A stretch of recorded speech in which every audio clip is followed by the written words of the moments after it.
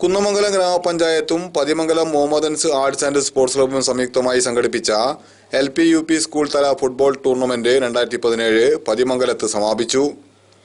ഗ്രാമപഞ്ചായത്ത് president TK Zeenath അധ്യക്ഷത വഹിച്ച പരിപാടിയിൽ കുന്നമംഗലം MLA PTA റഹീം സമാപന സമ്മേളനവും ജേതാക്കൾക്കുള്ള പുരസ്കാര സമർപ്പണവും നിർവഹിച്ചു.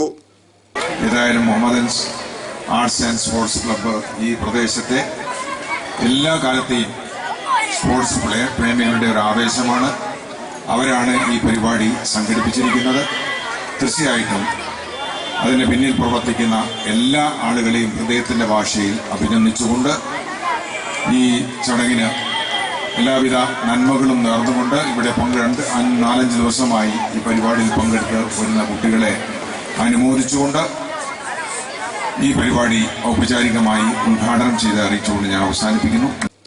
വൈസ് പ്രസിഡന്റ് വിനോദ് പടനിലം, ഷമീന വെള്ളക്കാട്, ബഷീർ പടാളിയിൽ, ഷൗക്കത്ത്, സലീം മുട്ടാഞ്ചേരി തുടങ്ങിയവർ പങ്കെടുത്ത് സംസാരിച്ചു. തുടർന്ന് വിവിധ ട്രോഫികൾ വിതരണം ചെയ്തു.